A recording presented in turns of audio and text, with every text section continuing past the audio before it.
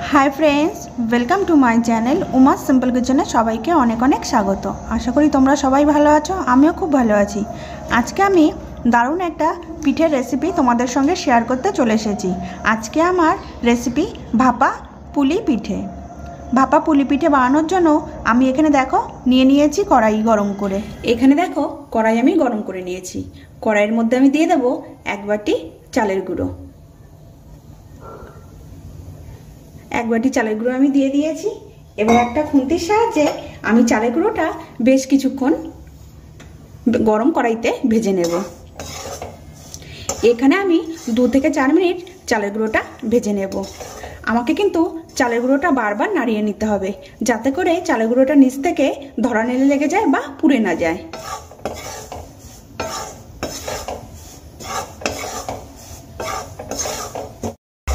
এখানে দেখো আমি 2 থেকে 4 মিনিট চালের গুঁড়োটা খুব ভালো করে ভেজে নিয়েছি। তারপরে চালের গুঁড়ো কিন্তু গরম হয়ে গেছে। এবার আমি গ্যাসের ফ্লেম অফ করে দেব। গ্যাসের ফ্লেম আমি অফ করে দিয়েছি। এবার আমি এর মধ্যে দিয়ে দেব হাফ চামচ লবণ। এখানে আমি হাফ চামচ লবণ অ্যাড করে দিয়েছি। এবার লবণটা কিন্তু চালের গুঁড়োর সঙ্গে খুব ভালো করে আমি মিশিয়ে নেব।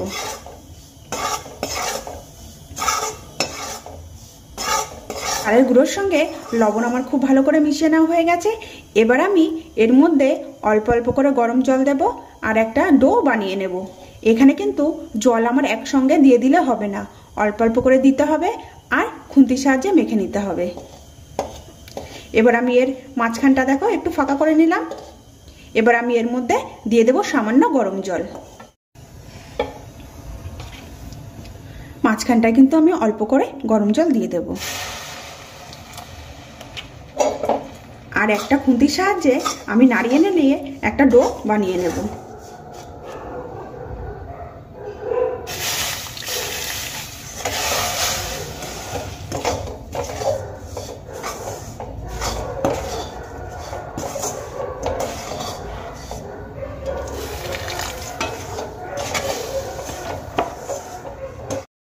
এখানে দেখো আমি খুন্তির সাহায্যে কোনো রকম একটা ডো বানিয়ে নিয়েছি।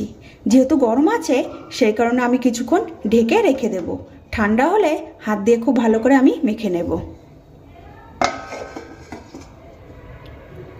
ঢেকে আমি 10 মিনিটের জন্য রেখে দেব। এখানে আমি কড়াইতে চালের গুঁড়ো দিয়ে যে ডোটা বানিয়েছিলাম সেই ডোটা কিন্তু আমার এখানে ঠান্ডা হয়ে গেছে। এবার আমি একটা বাটির মধ্যে নিয়ে নিয়েছি। এবার আমি হাত দিয়ে খুব ভালো করে একবার মেখে নেব। এখানে দেখো আমি খুব ভালো করে কিন্তু মেখে নিয়েছি। এবার আমি এর থেকে ছোট করে একটা লেচি কেটে নেব। এখান থেকে ছোট একটা লেচি কাটার আগে তোমাদেরকে দেখে দিই আমি পুরটা কি দিয়ে বানাচ্ছি।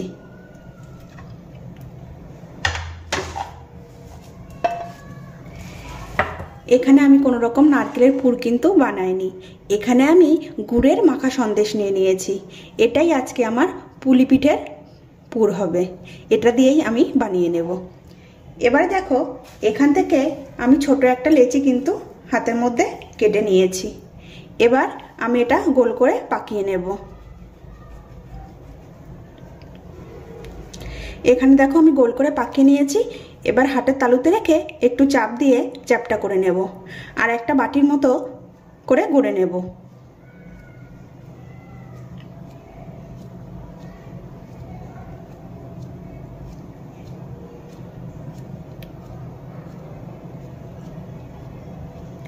দেখো এখানে আমি একটা ছোট্ট বাটির মতো গড়ে নিয়েছি। এবার আমি এর মধ্যে সামান্য পুর দিয়ে দেব। আমি এখানে মাখা সন্দেশের সামান্য পুর এর মধ্যে দিয়ে দিচ্ছি।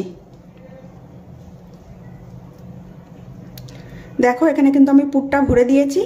এবার আমি চ্যাপটা করে মুখটা আটকে নেব। এখানে দেখো এইভাবে হালকা করে চেপে চেপে আমি কিন্তু মুখটা আটকে নিয়েছি।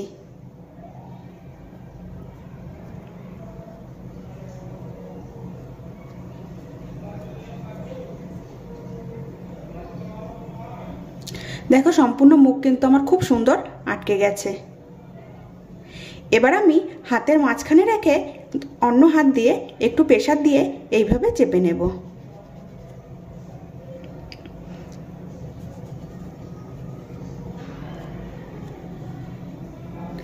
দেখো এখানে কিন্তু আমার পুলি পিঠে রেডি হয়ে গেছে।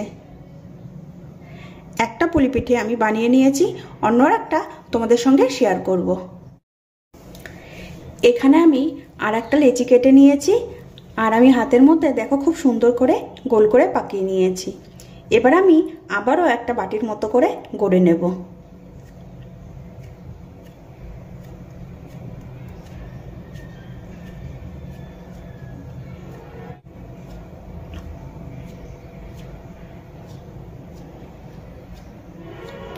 দেখো এখানে আমি একটা পাতলা করে বাটির মতো বানিয়ে নিয়েছি, ঠিক এইভাবে।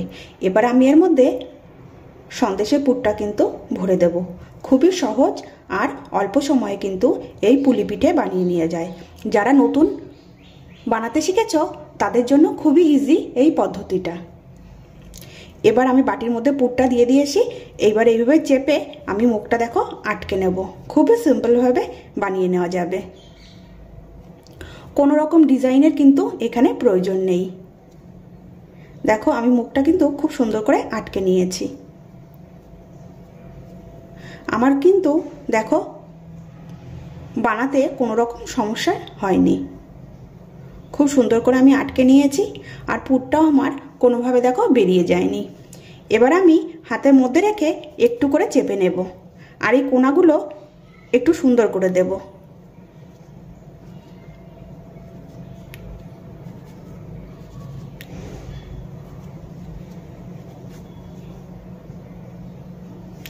দেখো কি সুন্দর করে আরও একটা পিঠে আমি বানিয়ে নিয়েছি। একইভাবে সমস্ত পিঠাগুলো কিন্তু আমি তৈরি করে নেব। এখানে দেখো সমস্ত পিঠাগুলো কিন্তু আমি রেডি করে নিয়েছি। সমস্ত পিঠে এখানে আমার গড়ে নেওয়া হয়ে গেছে। এবার আমরা পিঠেগুলোকে ভাপিয়ে নেব। এখানে আমি একটা স্টিলের গামলা নিয়ে নিয়েছি, তার মধ্যে দিয়ে দিয়েছি বেশ অনেকটা জল। জল দেখো আমার গরম হয়ে গেছে।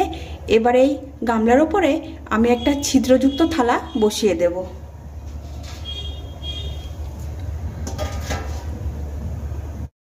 এখানে দেখো আমি একটা ছিদ্রযুক্ত থালা বসিয়ে দিয়েছি, আর তার উপরে হালকা করে তেল আমি ব্রাশ করে নিয়েছি। এবার আমি যে এই পুলি পিঠেগুলো বানিয়েছি সেগুলো আমি এর উপরে এক এক করে দিয়ে দেব।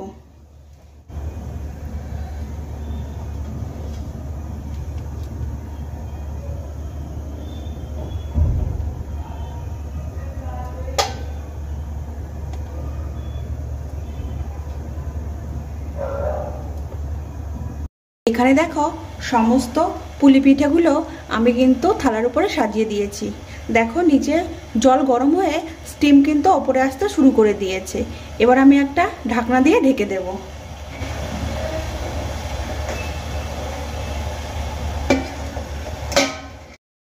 আমি এখানে ঢাকনা দিয়ে দেখো ঢেকে দিয়েছি। এবার আমি কিছুক্ষণ ভাপিয়ে নেব। আমি প্রায় 10 থেকে 15 মিনিট এখানে আমি 10 থেকে 15 মিনিট ঢাকনা দিয়ে ঢেকে ভাপিয়ে নিয়েছি। এবার আমি ঢাকনাটা খুলে নেব। দেখো এখানে আমি ঢাকনা খুলে নিয়েছি, কি দারুণ ভাপানো হয়েছে। তোমাদের যদি আজকের আমার এই গুড়ের মাখা সন্দেশ দিয়ে পুলি পিঠের রেসিপিটি ভালো লেগে থাকে, লাইক করবে, শেয়ার করবে, আর কমেন্ট করে জানাবে রেসিপিটি কেমন হয়েছে। আর আমার চ্যানেলে নতুন নতুন ভিডিও পেতে হলে অবশ্যই আমার চ্যানেলটিকে সাবস্ক্রাইব করবে। এবার আমি পুলি পিঠেগুলো একটা প্লেটে তুলে নেব আর সার্ভ করব।